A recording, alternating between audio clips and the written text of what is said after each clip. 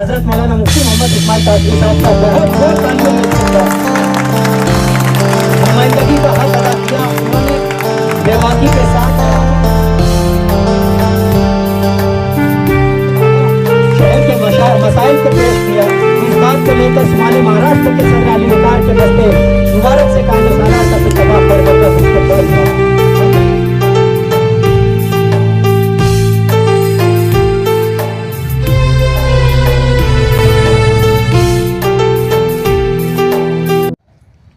اور مجھے ایسا لگ رہا تھا کہ بس اب گھنٹی بجے گی. میں نے اپنی گفتگو میں پہلی مرتبہ یہ کہا ادھیکش مہودے. عام طور پر جو ایم ایل ایز ہوتے ہیں وہ درمیان میں بار بار ادھیکش مہودے بولتے رہتے, لیکن اپنے پاس ٹائم ہی نہیں تھا. ایک مرتبہ ادھیکش مہودے کہنے کے بعد 5-7 موضوعات پر مدوں پر جو بات کرنی تھی میں نے اپنی بات شروع کی. اسپیکر نے نہ گھنٹی بجائی اور نہ مجھے اس طرح کی کوئی وارننگ دی کہ آپ کا وقت ختم ہو گیا. لیکن میں محسوس کر رہا تھا کہ اپنی بات جلدی سے جلدی مکمل کر کے بیٹھ جانا چاہیے, ورنہ اسپیکر لوگوں کو کیسے بٹھاتا ہے ہم لوگوں نے دیکھا ہے. وہ کہتا ہے خالی بسا. بسم اللہ الرحمن الرحیم. نحمدہ و نصلی علی رسولہ الکریم. اما بعد, آج کی اس استقبالیہ تقریب کے صدر محترم عبد المجید بابا صاحب, سابق اسٹینڈنگ چیئرمین اتر مہاراشٹر کے مجلس کے صدر ڈاکٹر خالد پرویز صاحب, ایاز ہلچل صاحب, راجو گائیڈ,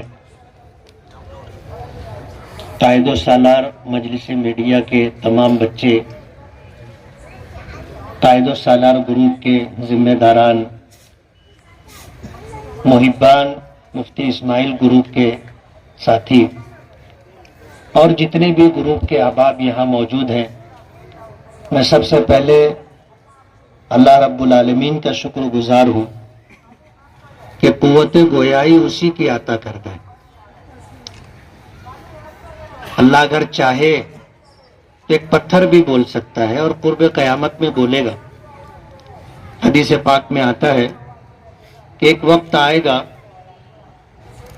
کہ یہودیوں کے لیے دنیا تنگ ہو جائے گی. بخاری شریف کی روایت ہے, نبی کریم صلی اللہ علیہ وسلم نے فرمایا کہ ایسا وقت آئے گا کہ ایک یہودی پتھر کے پیچھے چھپا ہوگا اور کوئی مسلم مجاہد اس طرف سے جا رہا ہوگا تو وہ پتھر اسے آواز دے کر کے بلائے گا اور بتائے گا کہ میرے پیچھے ایک یہودی چھپا ہوا ہے. یہ اللہ کی عطا کردہ نعمت ہے. میں سب سے پہلے اللہ رب العالمین کا شکر گزار ہوں اور آپ لوگوں کا شکر گزار ہوں. آج کی اس استقبالیہ تقریب میں آپ نے مجھے مدعو کیا.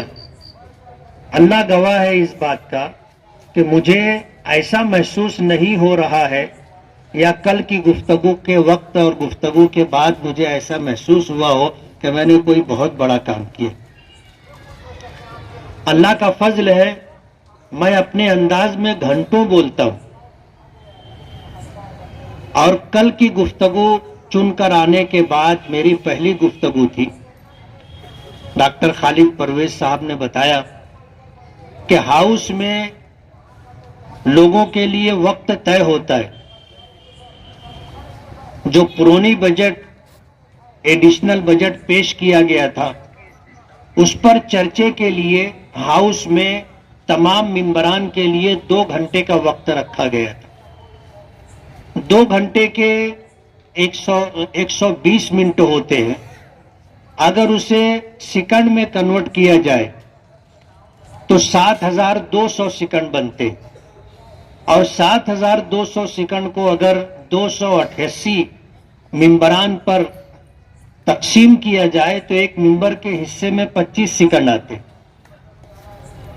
مجلس کے 2 امیدوار ہیں, 2 ایم ایل ایز ہیں, دونوں کا وقت ملایا جائے تو ہمیں جو وقت ملتا ہے بات کرنے کے لیے وہ 50 سیکنڈ, یعنی 1 منٹ کا بھی وقت ہم لوگوں کے لیے نہیں ہے.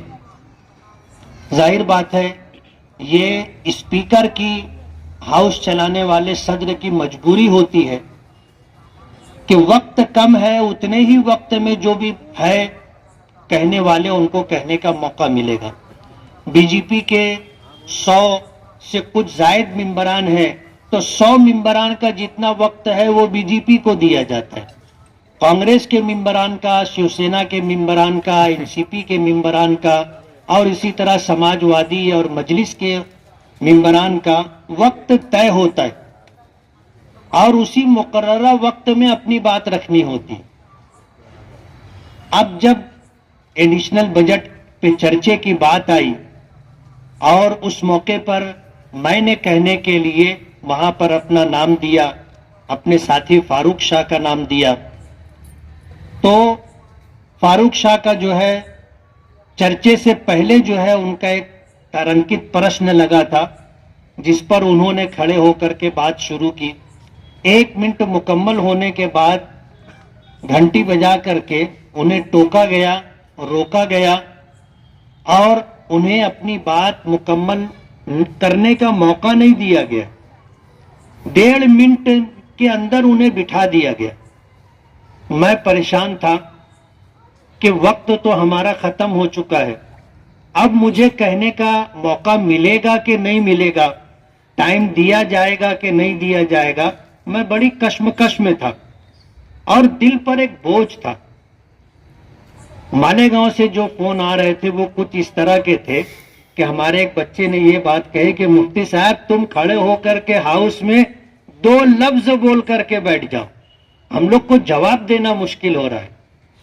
اور میری مجبوری یہ تھی کہ ہاؤس میں وقت تھا نہیں کہ میں بات کروں، لیکن میں بھی سوچ رہا تھا کہ مجھے مالیگاؤں واپس جانا ہے تو کیا منہ دکھاؤں گا، کیسے لوگوں کا سامنا کروں گا۔ آج اتنے فون آ رہے ہیں، جانے کے بعد تو سبھی جو ہے مخالفین تو مخالفین، ہمارے جو ساتھی ہیں وہ بھی دل برداشتہ ہو جائیں گے۔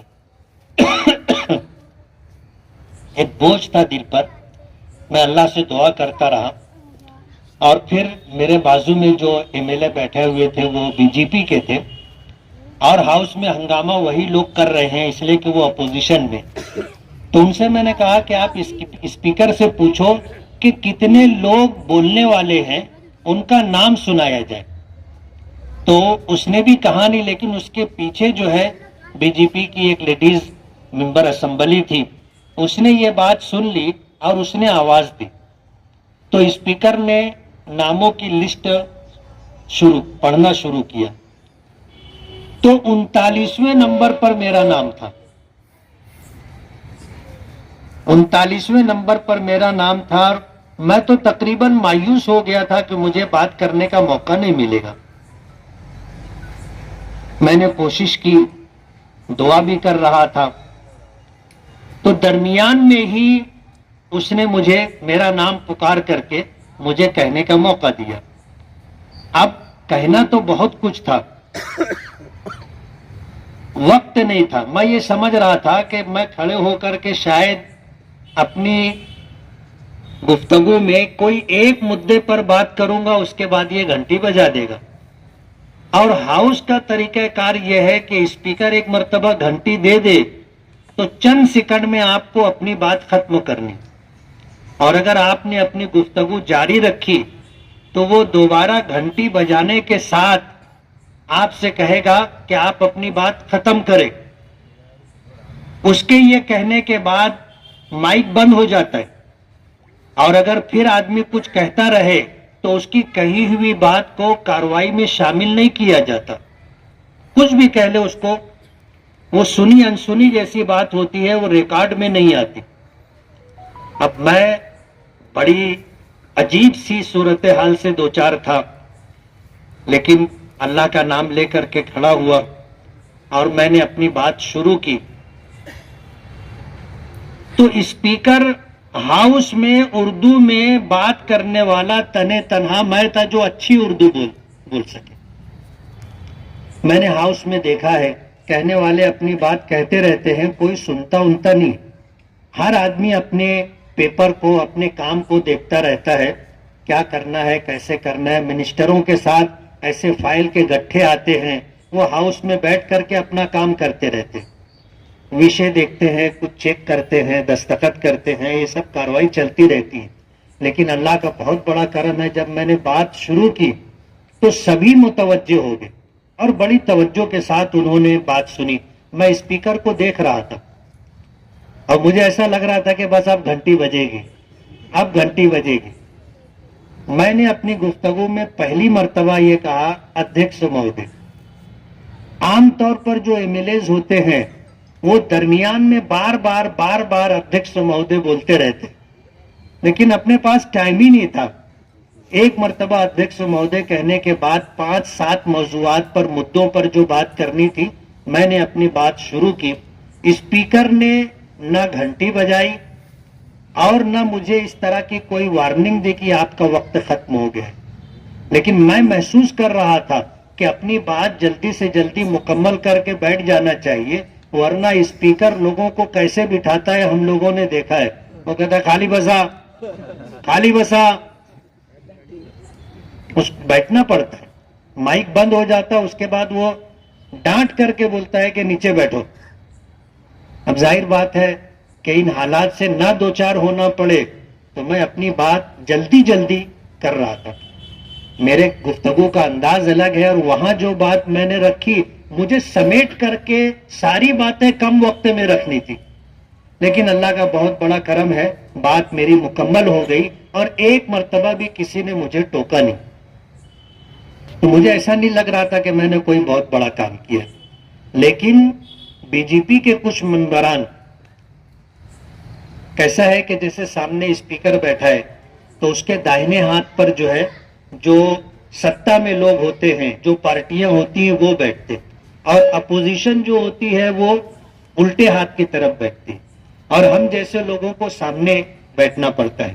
سیٹ اس طرح ملتی ہے. ظاہر بات ہے شروع سے پڑھنے کے زمانے سے سامنے بیٹھنے کی عادت ہے, تو سامنے بیٹھنے کی عادت ہے, وہی بیٹھنا اچھا بھی لگتا ہے. تو سامنے ہی جو ہے ہم لوگوں کی سیٹ ہے, سامنے بیٹھے ہوئے تھے. مجھے کچھ بی جے پی کے ایم ایل ایز اٹھ کر کے آئے اور انہوں نے کہا کہ آپ کتنا اچھا بولتے ہو, ہم نے پہلی مرتبہ سنا. اور اس کے بعد انہوں نے جو بات کہی کہ کچھ مدے ایسے ہیں جس پر ہم بولتے ہیں سرکار سنتی نہیں ہے. ہم پورے ڈیٹا کے ساتھ, جیسے وقف کا معاملہ ہے, 1,00,000 ایکڑ سے زیادہ جگہ مہاراشٹر میں وقف کی جگہ ہے, 1,00,000 ایکڑ سے زیادہ, اور سرکاری کلکٹر آفس بنا ہے, بیچ دیا گیا ہے, لوگوں کے قبضے ہیں, لوگ کھیتی کر رہے ہیں, گھر بنا کر کے رہ رہے ہیں. اوقاف کی زمینیں اگر سب مسلمانوں کو واپس مل جائے تو اس کی آمدنی اتنی ہے کہ ہم کو سرکار سے کوئی اسکالرشپ, کسی طرح کی امداد کی ضرورت نہیں ہے. وقف کی املاک سے حاصل شدہ آمدنی ہماری تعلیمی, سماجی اور معاشی ضرورتوں کے لیے کافی ہو. تو وہ کہنے لگے کہ وقف ہمارا مدعا نہیں ہے, ہم کبھی بولتے ہیں تو سرکار سنتی نہیں ہے, ہم پورا ڈیٹا آپ کو دیں گے اور آپ ڈیٹا کے ساتھ بات کرو, آپ کی بات سرکار سنے گی. اسی کے ساتھ جو ہے اور بھی آج جو شیو سینا کے لوگ ہیں, کانگریس کے لوگ ہیں, این سی پی کے لوگ ہیں, انہوں نے کہا کہ یار آپ نے 5-7 مدوں پر جس انداز میں بات کی ہے, ہم آپ کو ڈیٹا دیں گے, موضوعات دیں گے, آپ کو ہم جو کہنا رہے گا بتائیں گے, ریکارڈ میں جو پچھلے ریکارڈ میں جو باتیں ہیں وہ ہم پرووائڈ کریں گے, اور آپ بولنا. پہلی مرتبہ سننے کے بعد اب مجھے ایسا لگ رہا ہے کہ آئندہ بات کرنے کے لیے مجھے اتنے پاپڑ نہیں بیلنے پڑے گی, اتنی کوشش نہیں کرنی پڑے گی. ورنہ کیا ہے کہ ہم لوگ ایسے ہاتھ اٹھائے رہتے ہیں اور اسپیکر دیکھتا ہے, نظر انداز کر دیتا ہے, کہنے کا موقع نہیں دیتا. لیکن جس انداز میں اسپیکر نے بات سنی ہے اب مجھے یہ احساس ہو رہا ہے کہ اگر کہنے کے لیے ہم لوگ ہاتھ اٹھائیں گے تو وہ انشاءاللہ ہمیں موقع دے گا.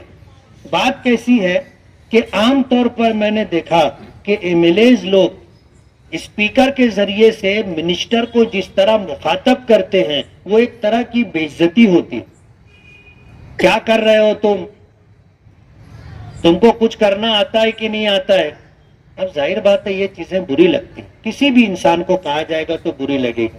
میں نے اپنی بات بھی رکھی اور میں نے منسٹروں پر کوئی ٹیکا نہیں کیا، بلکہ میں نے احترام کے ساتھ بات کی، سنجیدگی سے بات کی، اور اسی کے ساتھ جو کورونا کے ٹائم میں راجیش ٹوپے صاحب نے پورے مہاراشٹر میں اگر کہیں گئے تو 1 مرتبہ گئے، مالیگاؤں 2 مرتبہ تشریف لائے.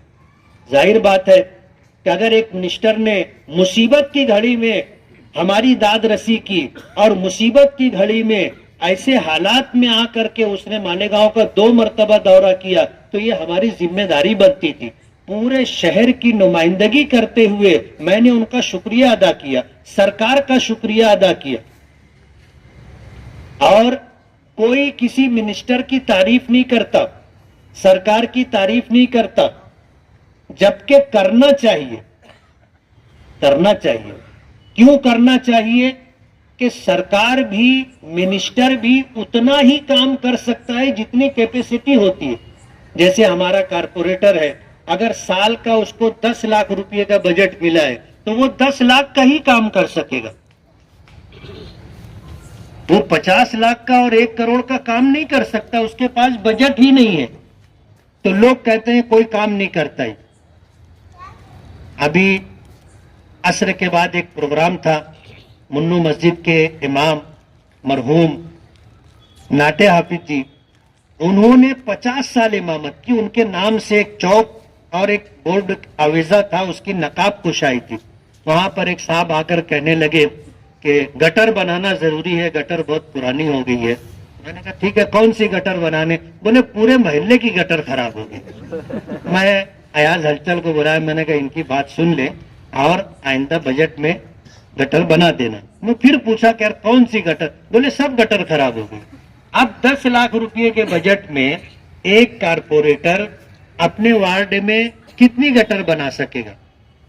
اب اگر اس کے پاس بجٹ نہیں ہے اور وہ نہیں بنا سکتا، تم اسے گالی دو، گالی سے آگے جا کر کے اس کے گھر کا گھیراؤ کرو، اس کو بے عزت کرو، اس کو مارو، کیا وہ کر سکے گا؟ اس کے پاس بجٹ ہی نہیں ہے. تو سرکار کی اور منسٹر کی بھی ایک حد ہوتی ہے. آمدنی کے حساب سے وہ لوگ خرچ کرتے ہیں اور منسٹروں کو ان کے ڈپارٹمنٹ اور شعبے کے اعتبار سے ابھی بجٹ آئے گا تو اس میں طے ہوگا کہ بھائی مائنارٹی کے لیے کتنا بجٹ ہے، اسی کے اندر جو ہے کام کرنا ہے. تو منسٹروں کو لوگ بہت سخت سست بولتے، کوئی تعریف نہیں کرتا. میں نے تعریف کی، سرکار کی بھی تعریف کی. سارے منسٹر اپنا کام چھوڑ کر کے میری بات سن رہے تھے اور بعد میں ان لوگوں نے سراہا بھی. یار یہ بھی بات کرنے کا ایک طریقہ ہوتا ہے، برا بھلا بول کر کے، سخت سست بول کر کے، بے عزت کر کے آپ کوئی کام کروانا چاہو تو ہونے والا کام بھی نہیں ہوتا. آدمی کو برا لگتا ہے تو پھر وہ سوچتا ہے کہ یار اس کو کیسے ٹالا جائے. مجھے راجیش ٹوپے کے جو پی ایس ہے ان کا فون آیا کہ صاحب کو کورونا پوزیٹو ہے. صاحب تو ہاؤس میں نہیں تھے، ہاسپٹل میں ہیں، لیکن انہوں نے لائیو آپ کی بات سنی اور صاحب نے کہا ہے کہ شکریہ ادا کر دو میری طرف سے. مجھے امید ہے کہ میں جب کبھی ان کے پاس کوئی کام لے کر کے جاؤں گا تو مایوسی نہیں ہوگی، وہ شخص کام کر کے دے گا. اللہ کی ذات سے امید ہے کہ مایوسی نہیں رہے گی. تو ہاؤس کے اندر 6 منٹ تک میں بولا لیکن کسی طرح کی کوئی رکاوٹ نہیں آئی. مجھے اپنی بات مکمل کہنے کا موقع دیا گیا. مجھے 2 منٹ کا وقت دیا گیا تھا. جب میں نے تو مجھے ایسے اشارے سے بتایا 2 منٹ کا وقت ہے، لیکن 6-6.5 منٹ میں نے بات کی. مجھے روکا نہیں گیا، بات میں نے مکمل کی. اور میں نے یہ بات 0 آور میں نہیں کہی ہے، जीरो आवर समझते हो आप? जीरो आवर का मतलब ये है कि सरकार के दिन भर की कार्रवाई की लिस्ट होती है, जिसको हम लोग एजेंडा कहते हैं। एजेंडा मुकम्मल हो जाने के बाद नीचे एक होता है दीगर उमूर बाइजाजत सदर। मीटिंग का आखिरी मुद्दा ये होता है कि भाई अब किसी को कुछ बोलना है तो बोलो, और मीटिंग खत्म हो जाती है। सारे मिनिस्टर और ये सब लोग सब उठ के चले जाते हैं। अब हाउस में इक्का दुक्का लोग बैठे होते हैं, स्पीकर बैठा होता है और कोई एक कैबिनेट मिनिस्टर या स्टेट मिनिस्टर बैठा रहता है। जीरो आवर, अब तुम आधा घंटा बोलो ना, आधा घंटा बोलो, कोई ऐसी पाबंदी नहीं रहती। लेकिन मैंने जो है एडिशनल बजट पर बात की, जिसमें हाउस में लोग रह करके बात सुनते हैं। मिनिस्टर होता है, स्पीकर होता है, यानी 6 कैबिनेट मिनिस्टर थे और बाकी स्टेट मिनिस्टर थे। और स्पीकर से बीजेपी के लोगों ने डिमांड की थी कि जब एडिशनल बजट पर बात हो रही सारे मिनिस्टरों को बुलाओ। तो स्पीकर ने कहा था कि ये इतने मिनिस्टर जो है पॉजिटिव है, इसलिए वो हाउस में नहीं है, और ये बकिया जो मिनिस्टर हैं वो ऊपर के हाउस में है जहां एमएलसी लोग होते। तो कुछ मिनिस्टर यहां है, कुछ मिनिस्टर वहां है, सब यहां जमा नहीं हो सकते। अल्लाह ने कुछ बातें कहलवा ली और इंशाअल्लाह आने वाले दिनों में, अभी पीर के दिन बजट है, बजट आ जाने के बाद फिर बजट पर जो है कहने का लोगों को मौका मिलेगा। हम देखेंगे कि नासिक जिले के लिए कितना बजट मुख्तस किया गया है।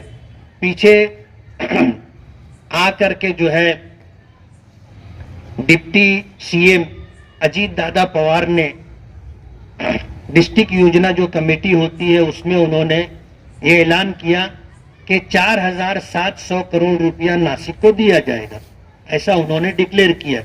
लेकिन उनको इख्तियार है कि वो इसमें बढ़ाना चाहे तो बढ़ा सकते हैं। हम कोशिश करेंगे कि मालेगांव को, हमारा मालेगांव अब क्या कर सकते हैं, नसीब की बात है कि हमारा शहर ताल्लुका है, जबकि इससे छोटे छोटे शहर जहां 1.5 लाख 2 लाख की आबादी है उसे महाराष्ट्र सरकार ने जिला डिक्लेयर किया है, जैसे वाशिम है, हिंगोली है। मालेगांव का चौथाई भी नहीं है लेकिन डिस्ट्रिक्ट है। मालेगांव को अभी तक डिस्ट्रिक्ट नहीं बनाया गया। डिस्ट्रिक्ट होता है तो उसका बजट बड़ा होता है। हम लोग 2009 से 14 के दरमियान जब नियोजन समिति में हम जाते थे और डिमांड करते थे, तो उस वक्त नियोजन समिति में पालक मंत्री और कलेक्टर कहते थे कि एक ताल्लुके को हम कितना बजट देंगे। मालेगांव ताल्लुका है, एक ताल्लुके को कितना बजट देंगे। ऐसा जो भी उनका प्रोग्राम होता है ये कह करके हम लोगों को ज्यादा बजट नहीं दिया जाता। मालेगांव को जिला बनना चाहिए। मालेगांव जिला बनेगा तो इसके लिए मुस्तकिल एक बजट होगा। अभी नासिक का बजट आता है और पूरे नासिक में जितने ताल्लुके हैं सब पर तकसीम होता है। जितने गांव देहात है वहां पर वो हिस्सा लगता है, वहां पहुंचाया जाता है।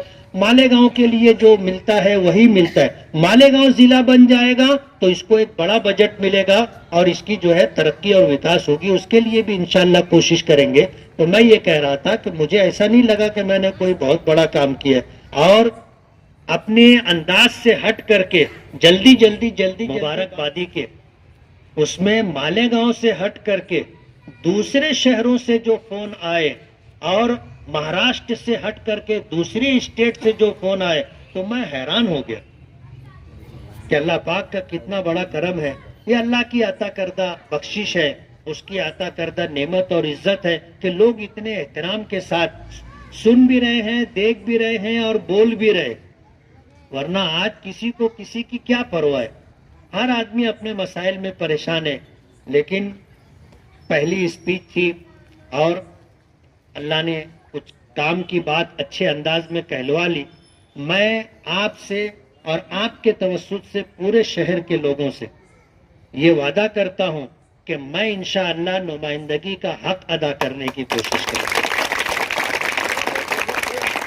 और पहली गुफ्तगू से جو تاثر ہاؤس میں قائم ہوا ہے اور جس طرح لوگوں نے مجھے کہنے کی دعوت دی ہے اور جو موضوعات پر ڈیٹا انہوں نے دینے کی بات کی ہے، اگر وہ ساری تیاری ہو جائے تو پھر بات کرنا اور وزندار ہوتا ہے۔ ابھی جیسے ہوم منسٹری پر میں نے بات کی تھی کہ مالیگاؤں میں 2020-21 میں یعنی 2020 اپریل سے لے کر کے آج تک 9 مرڈر ہوئے، 14 ہاف مرڈر ہوئے، خودکشی کے 11 واقعات ہوئے۔ یہ جب میں نے ڈیٹے کے ساتھ بات کی تو ہوم منسٹر پوری توجہ سے میری بات سن رہے تھے۔ اور آپ کو یہ بات بتا دوں کہ کل شام 7 بجے مالیگاؤں آرڈر آ چکا تھا، کل شام 7 بجے آرڈر آ چکا تھا، جن جن چیزوں کو ان کو انکوائری چاہیے اور شہر کے حالات پر جس طرح کا ان کو آرڈر آیا ہے وہ سب کر کے دینا مالیگاؤں ڈپارٹمنٹ کی ذمہ داری ہوگی۔ جیسے ڈاکٹر صاحب نے بتایا کہ کل رات سے ہی حالات بدل گئے اور پولیس ڈپارٹمنٹ کی میٹنگ شروع ہو گئی اور ہر پی آئی کو اپنی حدی کے اندر لا اینڈ آرڈر کو برقرار رکھنا اور کھوٹے دھندے، 2 نمبر کے دھندے ختم کرنا اور دادا گیری، یہ ساری چیزیں ختم کرنا ان کی ذمہ داری تو ہے، ان کو آرڈر دے دیا گیا۔ اگر کچھ ہوتا ہے تو ان کو جواب دہی کرنی پڑے۔ ہاؤس میں جو بات ہوتی ہے اس پر ایکشن ہوتا ہے، اور وہ چیز کل میں نے دیکھی اور شہر کے لوگ محسوس کر رہے ہیں کہ میں نے وہاں پر کچھ جو ہے 3:30 بجے کے آس پاس میں نے بات کی تھی اور شام کو 7 بجے مالیگاؤں آدیش آ چکا تھا۔ اور میں بھی دیکھ رہا ہوں، جو خبر مجھے مل رہی ہے، پولیس مسلسل گاڑیوں کے ذریعے ادھر ادھر یہ ساری کارروائیاں کر رہی ہیں۔ ظاہر بات ہے اگر کارروائی نہیں ہوگی تو میں ہاؤس میں پھر بات کروں گا۔ تو میں آپ سے وعدہ کرتا ہوں اور آپ کے توسط سے پورے شہر سے وعدہ کرتا ہوں کہ انشاءاللہ آپ نے جو امیدیں وابستہ کی ہیں، نمائندگی کے لیے جو توقعات وابستہ کی ہیں، انشاءاللہ میں اس کا حق ادا کرنے کی کوشش کروں گا۔ آپ سے گزارش ہے کہ آپ دعا کریں کہ اللہ تعالیٰ مجھ سے کام لے لے۔ اللہ اگر کام لینے پر آ جائے تو صلاحیتیں وہ اللہ پاک عطا کر دیتا ہے۔